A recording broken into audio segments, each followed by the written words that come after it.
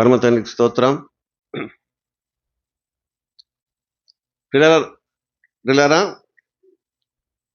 లూకాసు వార్త 2వ అధ్యాయము ఈ 10-11 వచనాల్లో మనం చూసినట్లయితే, రక్షకుడు పుట్టినప్పుడు, ప్రభు పుట్టినప్పుడు దేవదూత ఈ విధంగా గొర్రెల కాపర్లకి చెప్పడం జరిగింది. అది లూకాసు వార్త 2:10లో మనం చూస్తాం. అదేంటంటే, భయపడకుడి, ఇదిగో ప్రజలందరికీ కలుగుబోవు మహా సంతోషకరమైన సువార్తమానం. ప్రజలందరికీ, కేవలము ఇశ్రాయేల్ యూదులకు మాత్రమే కాదు, ప్రజలందరికీ, అన్ని దేశాలకి, ప్రపంచానికి అంతటికి కూడా ప్రజలందరికీ కలుగుబోయే మహా సంతోషకరమైన సువార్తమానం నేను మీకు తెలియజేస్తున్నాను. మహా సంతోషకరమైన సువార్తమానం నేను మీకు తెలియజేస్తున్నాను. ఏంటంటే, దావీదు పట్టణమందు నేడు రక్షకుడు మీ కొరకు పుట్టి ఉన్నాడు, ఈయన ప్రభు అయిన క్రీస్తు. కాబట్టి నేడు రక్షకుడు మనము ఆయన పర్ణశాల పండుగలో పుట్టాడని మనం నమ్ముతున్నాము. లేఖనాలు కూడా మనకు తెలియజేస్తున్నాయి. కాబట్టి నేడు రక్షకుడు మీ కొరకు పుట్టి ఉన్నాడు. ఎవరు ఈ రక్షకుడు అంటే, ఈయన ప్రభు అయిన క్రీస్తు. ప్రభు అయిన క్రీస్తు, మెస్సియా. ప్రభు అయిన క్రీస్తు, మెస్సియా. కాబట్టి రక్షకుడుగా పుట్టాడు. దేవుడు తన కుమారుని రక్షకుడుగా ఆయన ఈ లోకానికి పంపాడు. అంటే మొట్టమొదట ఆయన పుట్టినప్పుడు రక్షకుడు మీ కొరకు పుట్టి ఉన్నాడు. రక్షకుడు అంటే రక్షించేవాడు. అందుకని మత్తయి 1:21లో కూడా, ఆమె యొక్క కుమారుని కనును, తన ప్రజలను వారి పాపము నుండి ఆయనే రక్షించును గనక ఆయనకు యేసు అని పేరు పెట్టబడును. తన ప్రజలను వారి పాపము నుండి ఆయనే రక్షించును గనక ఆయనకు యేసు. తెలుగులో యేసు ఉంది, ఇంగ్లీష్లో ఏముంది? యేసు కాదు, జీసస్ అని ఉంది. హిందీలో ఈషు మస్సీ. హెబ్రీ భాషలో ఏమని తెలుసా? యాషువా. కొంతమంది యేషువా అంటారు. కాబట్టి ఏదైనా కానీ, యాషువా అంటే యెహోవా రక్షించును, యెహోవా రక్షకుడు. యా అంటే యెహోవా, షువ అంటే రక్షకుడు, రక్షించును. కాబట్టి ఆ యొక్క యేసు అనే నామములో, లేక యాషువా నామములో యెహోవా రక్షకుడు, ఆయన రక్షించేదానికే ఆయన కుమారుని పంపాడు అనేటువంటి అర్థము అందులో ఆ యొక్క పేరులో కనబడుతుంది. అంటే ఆయన పేరులోనే రక్షణ ఉంది, ఆయన పేరులోని రక్షణ. అందుకని మరి ఎవరిని మన రక్షణ కలుగదు. ఈ నామముననే మనం రక్షణ పొందవలన కానీ, ఆకాశము క్రింద మనుషులు ఇవ్వబడిన ఏ నామమున రక్షణ లేదు. ఈ లోకములు ఎన్నో పేర్లున్నాయి, కానీ ఏ నామములకు రక్షణ లేదు. ఈ నామములోనే రక్షణ. అందుకని ఈ నామాన్ని ఉచ్చరిస్తే దయ్యాలు పోతాయి, రోగాలకు స్వస్థత కలుగుతుందని చెప్తారు. అంత పవర్ఫుల్, రక్షించేటువంటి నామం అది. కాబట్టి ఏ విధంగా ఆయన లోకాన్ని రక్షిస్తున్నాడు అని మనం పరిశీలన చేసినట్లయితే, ఏ విధంగా లోకాన్ని రక్షిస్తున్నాడని మనం పరిశీలన చేసినట్లయితే, మొట్టమొదటగా ఆయన పాపాల నుంచి రక్షించేటువంటి వాడు, పాపాల నుండి రక్షించేవాడు. అందుకనే ఆయన మరియతో చెప్పిన మాట, తన ప్రజలను, యేసేపుతో దూత చెప్పిన మాట, తన ప్రజలను వారి పాపము నుండి ఆయనే రక్షించును గనక ఆయనకు యేసు లేక యాషువా అనే పేరు పెట్టబడును. ప్రజలను వారి పాపము నుండి. ఎందుకంటే ఏ భేదము లేదు, అందరూ పాపము చేసి దేవుడిని గ్రహించే మహిమను పొందలేకపోతున్నారు. పాపము వలన వచ్చు జీతము మరణము. పాపములో వచ్చే జీతము మరణము. కాబట్టి మానవుడు పాపములో మరణిస్తే పాతాళానికి వెళ్ళిపోతాడు, అంటే నరకంలో పడిపోతాడు.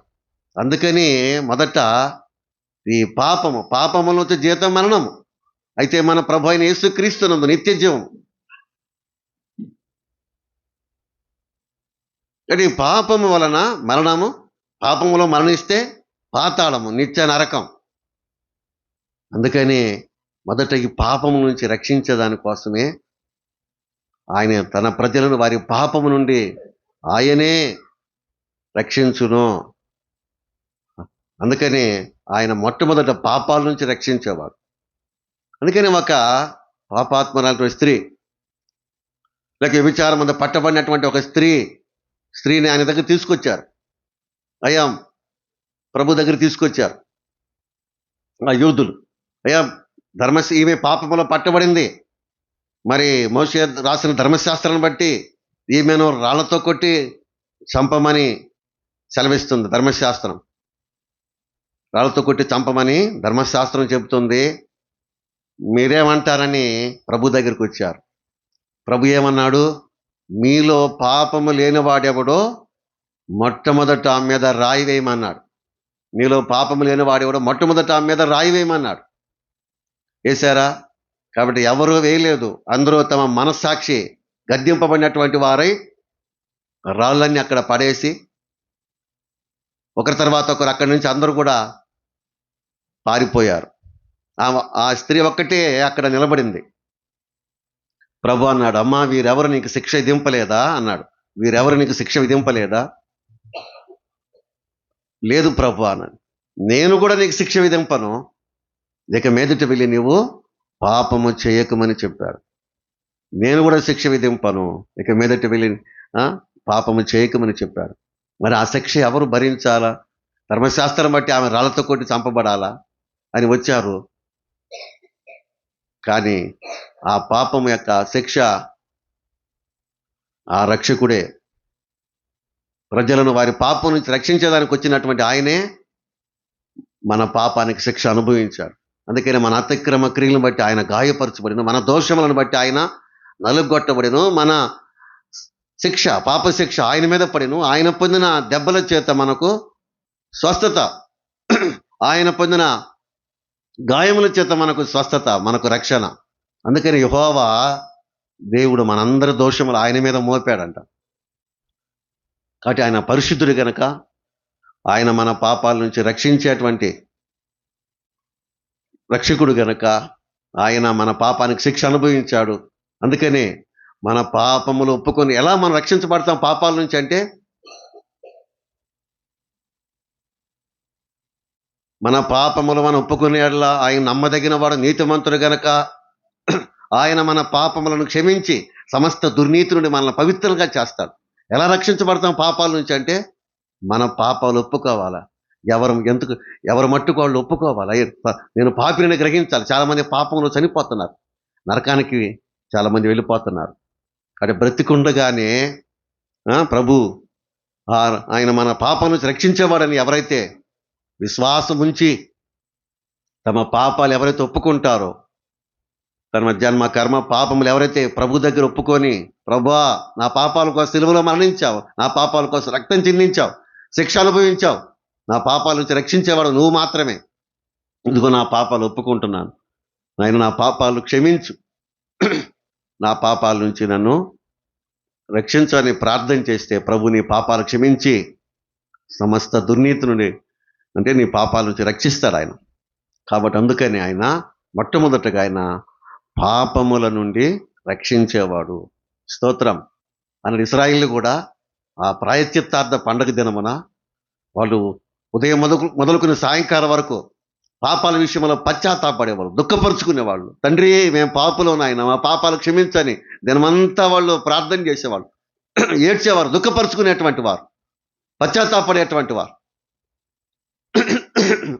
ఆ విధంగా వాళ్ళు పశ్చాత్తాపడిన తర్వాత సాయంకాలమున ప్రధాన యాజకుడు గొర్రె పిల్లను వధించి ఆ రక్తాన్ని సంవత్సరానికి ఒక్కసారి ఈ ప్రాయశ్చిత్తార్థ పండగ దినమున 7వ నెల 10వ తేదీ ఈ పాపాల విషయంలో అందరూ దుఃఖపరుచుకుంటుండగా ఆ ప్రధాన యాజకుడు గొర్రెపిల్ల రక్తాన్ని తీసుకొని ఆ అతి పరిశుద్ధ స్థలంలోకి వెళ్ళి సంవత్సరానికి ఒక్కసారి మాత్రమే ప్రజలందరి పాపాల కోసం అతి పరిశుద్ధ స్థలంలోనికి వెళ్ళి అక్కడ ఆ కరుణాపీఠం మీద, ఆ మనసం మీద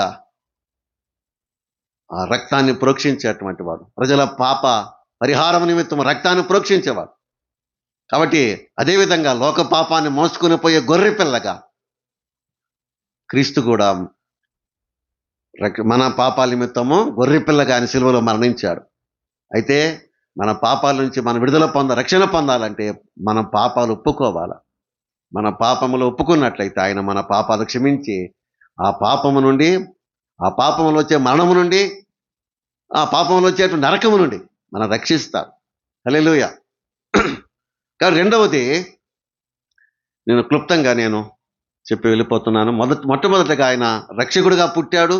ఏ విధంగా ఆయన లోకాన్ని రక్షిస్తున్నాడంటే మొట్టమొదటగా పాపము నుంచి రక్షిస్తున్నాడు. ఎందుకంటే పాపం వలన అంటే నిజంగా ఏ భేదము లేదు, అందరూ పాపం చేసి దేవుడిని గ్రహించే మహిమను పొందలేకపోతున్నారు. దావీదు అన్నాడు కదా, నా తల్లి నన్ను పాపంలోనే నేను పుట్టాను, నా తల్లి పాపంలో నన్ను గర్భం ధరించింది అంటాడు. ఆ విధంగా మనము పాప స్వభావం కలిగినటువంటి వారం కాబట్టి మనల్ని పాపము నుంచి, దాని ద్వారా వచ్చే మరణము నుంచి, నరకము నుండి ఆయన మనం రక్షించే దానికోసం ఆయన మన కొరకు రక్తాన్ని చెందించాడు. కాబట్టి ఆయనే మనల్ని పాపం నుంచి రక్షించేవాడు. రెండవది ఆయన రోగాల నుంచి రక్షించేటువంటి వాడు, రోగాల నుంచి రక్షించేవాడు. నిజంగా ప్రభు ఈ లోకంలో జీవించినప్పుడు కూడా ఎన్నో రకాల వ్యాధులతో ప్రజలు బాధపడేటువంటి వారు. ఆనాడు కూడా జ్వరం దగ్గర నుంచి ఇంకా పక్షవాయువని, ఇక కుంటి వాళ్ళు, గుడ్డి వాళ్ళు, ఓత చేతులు కలవటువంటి గుంపులుగా వ్యత్యస్త కొనేటి దగ్గర కూడా గుంపులుగా పడి ఉండేటువంటి వాళ్ళు. దేవదూత వచ్చి నీళ్లు కదిలింపబడినప్పుడు ఎట్టి వ్యాధి గలవాడైనా దిగితే వాడికి స్వస్థత కలిగేది. అక్కడ 38 ఏళ్ళ నుంచి రోగిగా ఉన్నాడు. ప్రభు అతని దగ్గరికి వెళ్ళి, నువ్వు స్వస్థపడగోరుచున్నావా అని అడుగుతున్నాడు. అయ్యా, నీళ్లు కదిలింపబడినప్పుడు నాకంటే ముందుగా ఎవడొకడు దిగుతున్నాడు, నేను ఇలాగే ఉంటున్నానంట. కాబట్టి నీవు లేచి నీ పరుపెత్తుకుని నడవమన్నాడు. ఆ విధంగా లేచి తన పరుపెత్తుకుని నడిచాడు. కాబట్టి ప్రభువు ఈ రోగాల నుంచి రక్షించేవాడు. పాపం వల్లనే మన పాపములు ఒప్పుకున్నట్లయితే, మీ పాపములు ఒకరితో ఒప్పుకుని, మీ పాపములు ఒకరితోనొకడు ఒప్పుకుని మీరు స్వస్థత పొందినట్లు ఒకరికొకరు ప్రార్థన చేయండి. మీరు స్వస్థత పొందినట్లు ఒకరి కొరకు ఒకడు ప్రార్థన చేయమంట. అంటే పాపాన్ని బట్టే రోగాలు, పాపాన్ని బట్టి మరణం. అర్థమవుతుందా? అందుకని ఒక పక్షి వాగినటువంటి వాడిని ప్రభు దగ్గర తీసుకొని వచ్చినప్పుడు ఆ రేకులిప్పి కిందకి దింపారు, మనకు తెలుసు. అప్పుడు ఏమన్నాడు ప్రభు? లేచి నడవమని చెప్పాల ముందు. కుమారుడా, నీ పాపములు క్షమించబడి ఉన్నవి అన్నాడు. మొట్టమొదటి ఏమంటాడు అంటే పాపాన్ని బట్టి ఆ రోగం వచ్చిందనమాట. కాబట్టి మొట్టమొదటి నీ పాపాలు క్షమించబడ్డాయి, నా దగ్గరకు వచ్చావు కాబట్టి నీ పాపాలు క్షమిస్తున్నాను. కాబట్టి తర్వాత చెప్పాడు, లేచి నీ పరుపెత్తుకుని నడవమని చెప్పాడు. కాబట్టి ప్రభు మొట్టమొదట పాపాల నుంచి రక్షించేవాడు.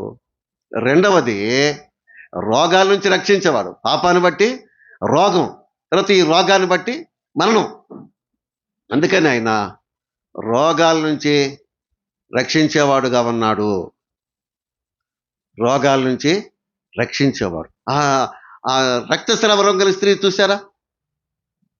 కాబట్టి రక్తస్రావ రోగం కలిగిన స్త్రీ కాబట్టి ఎంతోమంది వైద్యుల దగ్గరికి వెళ్ళింది, ఎంతో డబ్బులు ఖర్చు పెట్టుకుంది, ఎన్నో బాధలు పడింది, అయినా కూడా స్వస్థత కలగలేదు. ఇంకా రోగం ఎక్కువైంది. ఆమె ప్రభువుని గురించి విని ఆయన వస్త్రం ముట్టుకుంటే బాగుపడతాననే ఒక విశ్వాసం కలిగింది. వెంటనే జనసమూహంలోకి ఆమె వెళ్ళి ప్రభు యొక్క వస్త్రం పట్టుకుంది. వెంటనే ఆమె రక్తధార కట్టింది. ప్రభు అన్నాడు, అమ్మా, నీ విశ్వాసమి నేను స్వస్థపరిచను, సమాధానం గలదానివై పొమ్మంటున్నాడు. కాబట్టి ఆ విధంగా ప్రభువు లేకుంటే ఆమె పాపం లేకుంటే ఆ రోగంతో మరణించేది. కాబట్టి ప్రభు పాపాల నుంచి రక్షించడమే కాకుండా ఈ పాపం వల్ల వచ్చేటువంటి రోగాల నుంచి, ఈ రోగాన్ని బట్టి ఆమె మరణించేది. ఆ రక్తస్రావ రోగం కలిగిస్తే ఆమె వ్యాధి ఎక్కువైపోయి ఆమె మరణించాల్సిందే.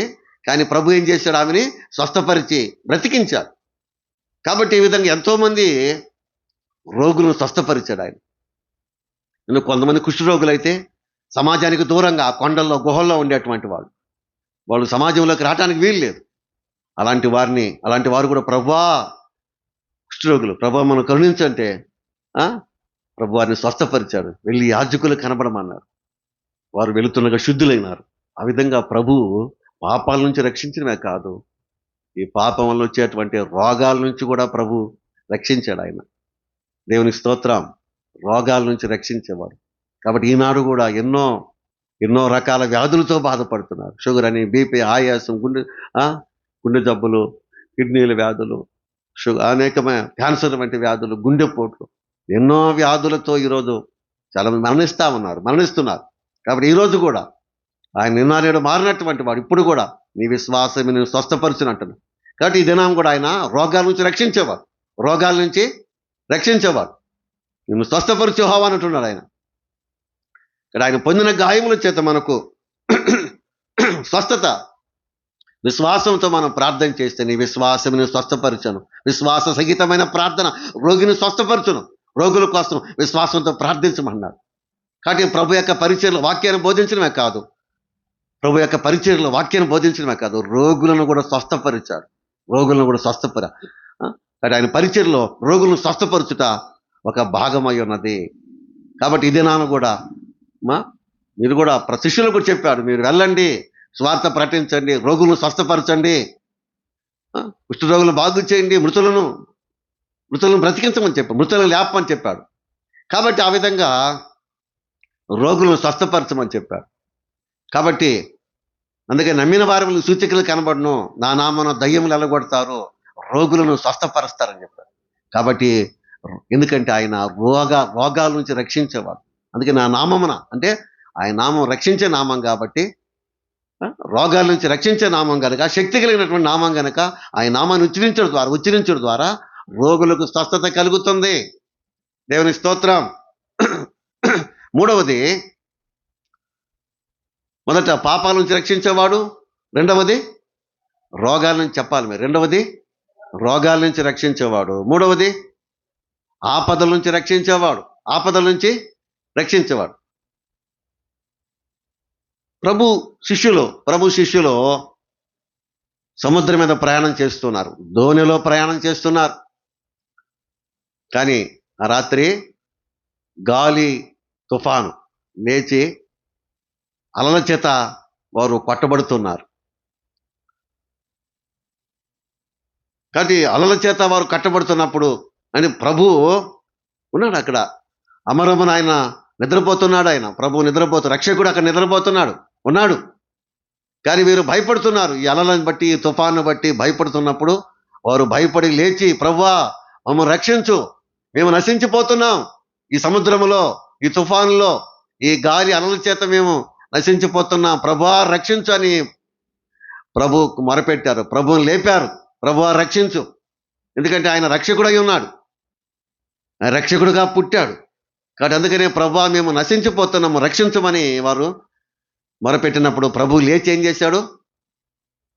సముద్రమా, గాలి, సముద్రమా నిశ్శబ్దమై ఊరుకోమన్నాడు. నిశ్శబ్దమై ఊరుకోమని. వెంటనే గాలి, తుఫాను నిమ్మళమైపోయింది. దేవునికి స్తోత్రం, హల్లెలూయా. గాలి, తుఫాన్ నిమ్మళమైపోయింది. కాబట్టి వారు వచ్చి ప్రభువునకు మొక్కి, ఈయనెవరో, ఈయన ఆజ్ఞాపించగానే గాలి, సముద్రం కూడా లోబడుతుంది ఈయనకి, ఈయన ఎవరంటే ఆది యందు వాక్యముండెను, వాక్యము దేవుని వద్దను, వాక్యము దేవుడై ఉండెను, ఆ వాక్యమే శరీరధారి కృపాసత్య సంపూర్ణుడుగా లేక రక్షకుడుగా మన మధ్యకు వచ్చాడు. అందుకని ఆయన ఆజ్ఞాపించగానే సముద్రమా నిశ్శబ్దముగా ఉండు అని చెప్పగానే ఆ గాలి, సముద్రము కూడా నిశ్శబ్దమైపోయింది. కాబట్టి ఆ విధంగా ఆయన ఆపదల నుంచి రక్షించేవాడు. ఆపదల నుంచి ఈనాడు ఎన్నో ఆపదలు అంటే, ఆనాడు సముద్రం మీద ప్రయాణం చేసేటప్పుడు, దోణిలో ప్రయాణం చేసేటప్పుడు ఆ తుఫాను అనేటువంటి సముద్రం మీద ప్రయాణించేటువంటి వారికి తుఫాను అనేటువంటి ఈ సుడిగుండాలు, తుఫాను అనేటువంటి ఆపదలు వస్తాయి. చాలామంది సముద్రం మునిగిపోతూ ఉంటారు. అలాగే పైన ఆకాశంలో విమానాలు ఏదన్నా ప్రాబ్లం అయిందనుకోండి, విమానాలు కూలిపోతావు. ఎన్నో చూస్తూ ఉన్నాం, విమానాలు కూలిపోతూ ఉంటాయి. అలాగే ఈ భూమి మీద రోడ్డు మీద ప్రయాణం చేసేటప్పుడు ఎన్నో యాక్సిడెంట్లు మనం చూస్తూ ఉన్నాం. ఒకటి రాత్రి మరి బస్సు వెళ్తా ఉంటే కింద బైక్ తొక్కుంటూ వెళ్ళిపోయినాడు. అది ఏమైంది? అంత కొంత కొంత ఆ బైక్ కొంత దూరం అలా ఈడ్చుకుంటూ వెళ్ళిపోయినాడు. అది పగిలిపోయి పేలిపోయి ఆ మంటకి ఆ యొక్క బస్సులో ఉండేవాళ్ళు చాలామంది చనిపోయారు. చాలామంది ఇలాంటి ఎన్నో జరుగుతూ ఉన్నాయి. అంటే డ్రైవర్ మరి ఏం చేయలేక పారిపోయారు. కాబట్టి వాళ్ళందరినీ ఆ బస్సులో పెట్టేసి తగలబెట్టినట్టు అయిపోయింది. ఏదో శక్తి ఉన్నటువంటి వాడు అద్దాల పగలు కొట్టుకు బయటకు వచ్చాడు.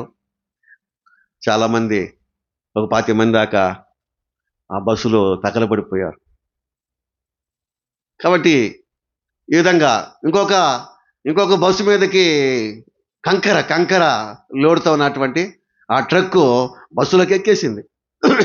బస్సులోకి ఎక్కేసి అది బస్సు మీద పడిపోవడం, కంకర పడిపోవడం, చాలా మంది చనిపోయారు బస్సులో. ఇలాంటి రోజు ఏదో ఒకటి జరుగుతూనే ఉన్నాయి. ఇక బైక్ యాక్సిడెంట్లు చెప్పలేదు. ఆ విధంగా సముద్రం మీద ఓడలు ఎన్నో మునిగిపోతున్నాయి. పైనుంచి విమానాలు ఎన్నో కూలిపోతా ఉన్నాయి. ఈ రోడ్డు మీద ఎన్నో యాక్సిడెంట్లు, కార్లు చెప్పలేం, బస్సులు, కార్లు, రైళ్ళు ఒక పక్క. కాబట్టి నిజంగా ఈ దినాల్లో ఏం కావాలి చెప్పండి? రక్షకుడు కావాలి, రక్షించేవాడు కావాలా.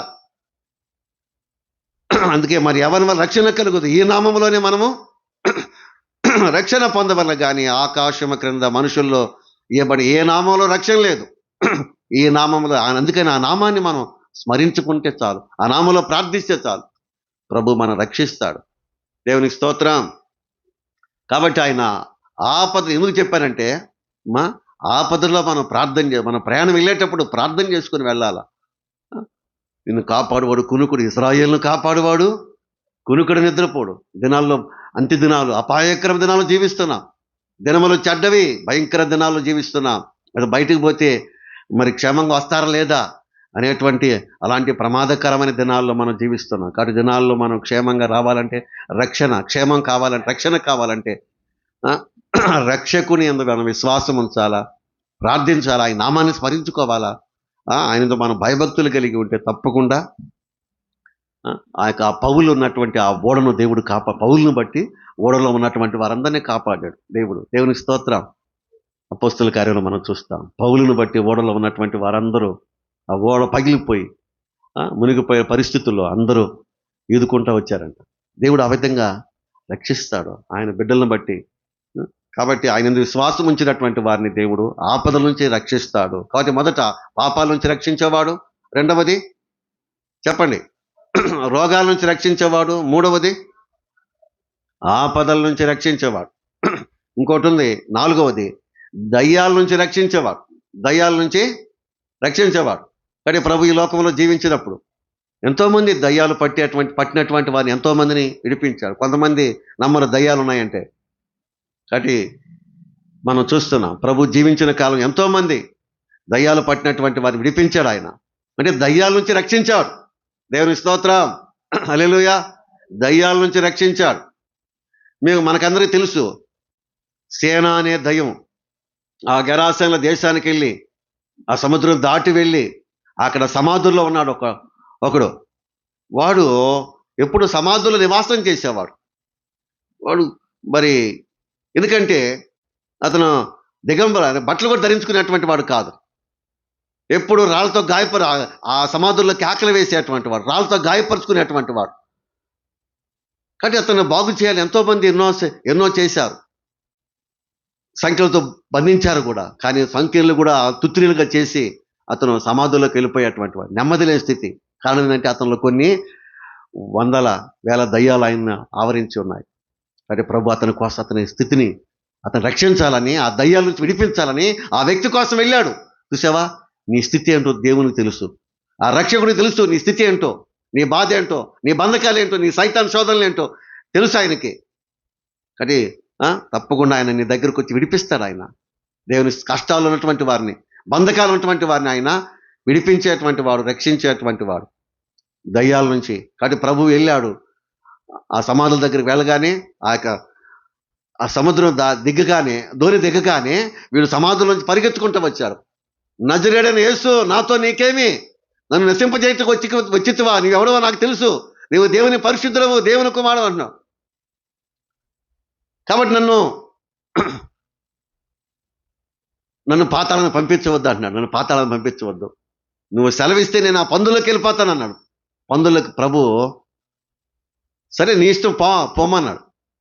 పందులోకి వెళ్తా అన్నాడు. నీ ఇష్టం పోమన్నాడు. కాబట్టి ప్రభు అతనిలో నుంచి మీరెవరని అడిగాడు ప్రభు. మేము సేన అంటే ఒకరు కాదు, మేము అనేకులం. కొన్ని వందల వేల దయ్యాలు అతనిలో ఉన్నాయి. ఒక వ్యక్తిలో కొన్ని వందల వేల దయ్యాలు ఉన్నాయి. అందుకే మేము అనేకులం అని. కాబట్టి మీరు అతన్ని వదిలి పొమ్మని ప్రభు ఆజ్ఞాపించగానే అతనిలో ఉన్న దయ్యాలన్నీ కూడా అతన్ని వదిలి ఆ పందుల్లో ప్రవేశించినాయి. ఆ పందులు ఊపిరాడక ఆ పందులు పెరుగుతుకొని వెళ్ళి సముద్రంలో పడి ఊపిరాడక చచ్చిపోయినాయంట. కానీ అతను మాత్రం బట్టలు ధరించుకొని ప్రభు దగ్గరికి వచ్చి ప్రభు నేను నీతో కూడా వస్తానన్నాడు. కానీ ప్రభు అంటున్నాడు, నువ్వు నాతో వద్దు, నువ్వు నీ యొక్క గ్రామానికి వెళ్ళి ప్రభు నీ పట్ల, రక్షకుడు నీ పట్ల చేసినటువంటి కార్యాల గురించి సాక్ష్యం చెప్పు, అక్కడ చెప్పమన్నాడు. కాబట్టి ఆ విధంగా ప్రభు మా దయ్యాల నుంచి రక్షించాడు. దయ్యాల చేత పీడింపబడుతున్నటువంటి ఆ వ్యక్తిని దయ్యాల నుండి విడిపించి రక్షించాడు ఆయన. కాబట్టి చెప్పండి, మొదట పాపాల నుంచి రక్షించేవాడు అంటే ఏ విధంగా లోకాన్ని రక్షిస్తున్నాడు అంటే ఆయన పాపాల నుంచి రక్షిస్తున్నాడు. రెండవది రోగాల నుంచి రక్షించేవాడు. మూడవది ఆపదల నుంచి రక్షించేవాడు. నాలుగవది దయ్యాల నుంచి రక్షించేవాడు. ఐదవది మరణం నుండి రక్షించేవాడు. మరణం నుండి రక్షించేటువంటి వాడు. కాబట్టి మనకు తెలుసు మరణం నుంచి ఏ విధంగా రక్షించాడో. ఒక చిన్నది చనిపోయిన ఒక చిన్నదాని దగ్గరికి వెళ్ళి మీరేలా గోల చేయుచున్నారు, ఆ చిన్నది నిద్రించుతున్నదే కానీ ఆమె చనిపోలేదన్న. అందరూ హేళన చేశారు, ఇదేంది నిద్రపోతుంది అంటారు. మనం బిడ్డ చనిపోయి మనం బాధలు పడుతుంటే నిద్రపోయింది అంటారు. అటు అలాగే వెళ్ళి ఆ చిన్నదాని దగ్గరికి వెళ్ళి, చిన్నదానా తల్లి తాకుమి, చిన్నదానా లెమ్మని నీతో చెబుతున్నాను అన్నాడు. చిన్నదానా లెమ్మని చెప్పగానే ఆ చనిపోయిన చిన్నది బ్రతికి కూర్చున్నది, లేచి కూర్చున్నది. ఆ యొక్క చిన్నదాన్ని తల్లిదండ్రులకు అప్పగించి ఆమెకు భోజనం పెట్టమన్నాడు. అలాగే ఒక యవనస్తుడు ఆ యొక్క ఆమె విధవరాలు, ఒకే కొడుకు, ఆమె కూడా పాడి వెంట ఏడ్చుకుంటా వస్తుంది. ఎవరో ఆదరించలేని పరిస్థితి. యవనస్తుడిని పాడి మీద మోసుకొని వస్తున్నారు. తల్లి ఆ పాడి వెంట ఆమె కూడా ఏడ్చుకుంటా వస్తుంది. ప్రభు ఎదురుగా వచ్చాడు. ప్రభు శిష్యులతో కూడా ఎదురుగా వచ్చి పాడిని ఆపి, పాడి మోసే వాళ్ళని ఆపాడు ఆయన. ఆపి ఆ పాడి మీద ఉన్నటువంటి వాడిని, చనిపోయినటువంటి వాడిని, చిన్నవాడా లెమ్మని నీతో చెబుతున్నాను అన్నాడు. లెమ్మని నీతో చెబుతున్నాను అనగానే ఆ పాడి మీద చనిపోయినటువంటి వాడు లేచి కూర్చున్నాడు. హల్లెలూయా, లేచి కూర్చున్నాడు. కాబట్టి అలాగే మూడవది మనకందరికీ తెలుసు, లాజరు చనిపోయి సమాధి చేయబడ్డాడు. కానీ 4వ దినము 4 దినాల తర్వాత ప్రభు వెళ్ళాడు ఆ సమాధి దగ్గరికి వెళ్ళి, ప్రభువా నీవు వచ్చుంటే నా కుమారుడు చనిపోయేవాడు కాదు, లేకుంటే నా సహోదరుడు చనిపోయేవాడు కాదని. ఇప్పుడైనా కానీ నువ్వు దేవుని ఏదైనా నీకు దేవుడు దయ చేస్తాడు. మార్తా, నువ్వు నమ్మినట్లయితే దేవుని యొక్క మహిమను చూస్తావు, నమ్మితే దేవుని మహిమ చూస్తావు.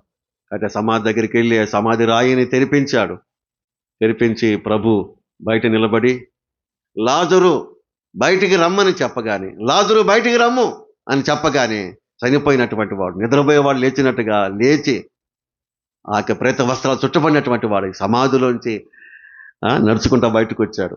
దేవుని స్తోత్రం, హల్లెలూయా. ఆ విధంగా పిల్లరా ఆయన మరణం నుంచి రక్షించేవాడు. ఆయన సిలువలో కేక వేసినప్పుడు కూడా, కేక వేసి గొప్ప శబ్దంతో అలా కేక వేసి ప్రాణం విడిచినప్పుడు కూడా సమాధులు తెరవబడ్డాయి. నిద్రించిన అనేక మంది పరిశుద్ధులు తిరిగి లేచారు. చనిపోయినటువంటి వారు లేచారు. మరణం నుంచి రక్షించే శక్తి ఆయన, చనిపోయినటువంటి వారిని లేపే శక్తి ఆయనలో ఉన్నది. సమాధులు నిద్రించిన పరిశుద్ధులు లేచారు. వారు లేచి పరిశుద్ధ పట్టణంలో ప్రవేశించి అనేకులు కనబడ్డారు. అలాగే ప్రభు కూడా, ఆయన కూడా మరణించాడు, సమాధి చేయబడ్డాడు. రక్షకుడుగా ఆయన కూడా మరణించాడు. మృతులను రక్షించినటువంటి ఆయన, మృతులను లేపినటువంటి ఆయన కూడా ఆయన రక్తమాంసమును బట్టి ఆయన కూడా మరణించాడు, సమాధి చేయబడ్డాడు. అయితే తిరిగి 3వ దినాన లేపబడ్డాడు. అంటే మరణం లేనటువంటి ఆ తండ్రి అనే దేవుడు ఆయన లేపాడు. దేవుడు ప్రభువుని లేపాను, మనల్ని కూడా తన శక్తి వలన లేపును, మనల్ని కూడా లేపుతాడు ఆయన. దేవునికి స్తోత్రం. ఆ విధంగా ఎవరు ఎవరు ఆయన అంటే ఆయన రక్షకుడు. ఆయన చెప్పండి, పాపాల నుంచి రక్షించేవాడు. చెప్పండి, రెండవది రోగాల నుంచి రక్షించేవాడు. మూడవది ఆపదల నుంచి రక్షించేవాడు. నాలుగవది దయ్యాల నుంచి రక్షించేవాడు. ఐదవది మరణము నుండి రక్షించేవాడు. మరణం నుంచి రక్షించేవాడు.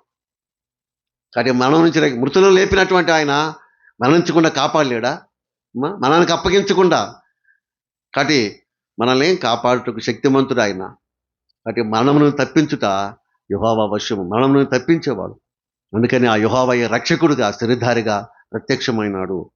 ఆయన మనల్ని మరణం నుంచి ఏ మరణానికి భయపడుతున్నారు, మరణ భయము చేత దాస్యమునకు లోబడిన వారిని విడిపించుటకు ఆయన కూడా రక్తమాంసములు గలవాడుగా ప్రత్యక్షమైన రక్తమాంసములు గలవాడుకు వచ్చాడు.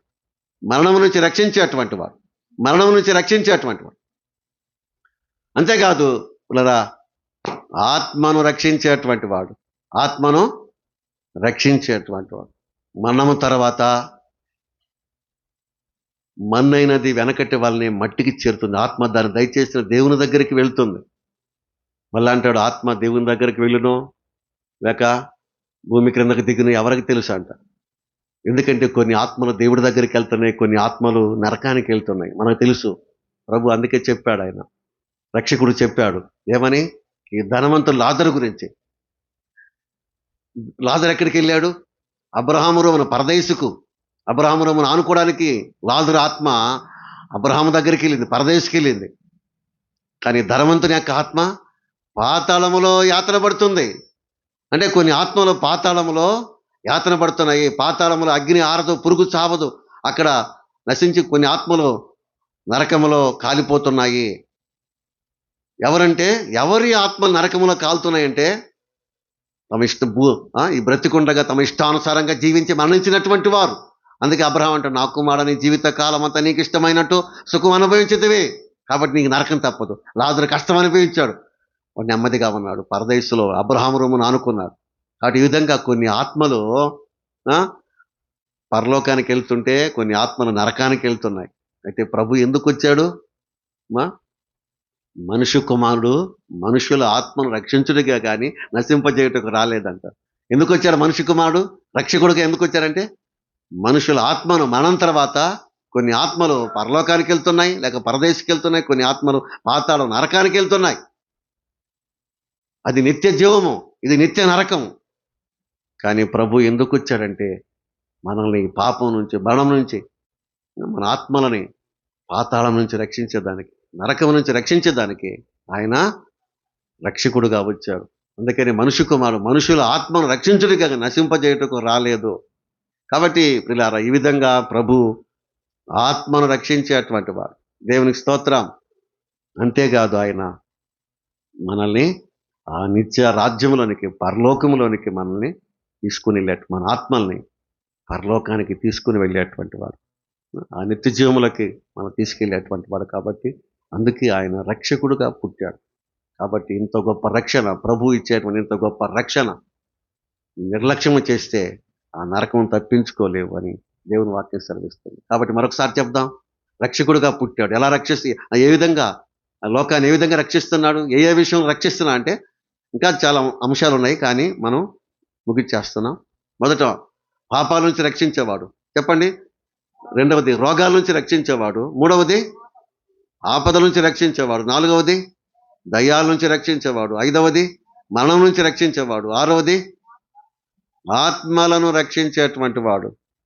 కాబట్టి ఏడవదిగా మనల్ని నిత్య రాజ్యములో, పరలోక రాజ్యములో, ఈ లోకంలో మనల్ని కాపాడి, ఈ లోకంలో ఈ పాపాల నుంచి, ఈ రోగాల నుంచి, ఈ దయ్యాల నుంచి, ఈ ఆపదల నుంచి, మరణం నుంచి మన ఆత్మల్ని పాతాళం నుంచి తప్పించి ఆ యొక్క పరలోక రాజ్యములో ఆ రక్షకుడు ఎక్కడైతే ఉన్నాడో ఆ నిత్య జీవములో, ఆ పరలోక రాజ్యములో మనల్ని ఆయన, మన ఆత్మల్ని భద్రంగా క్షేమంగా ఆయన మనల్ని మన ఆత్మను రక్షించేటువంటి వాడు, మన ఆత్మను రక్షించే ఆత్మల రక్షకుడు ఆయన.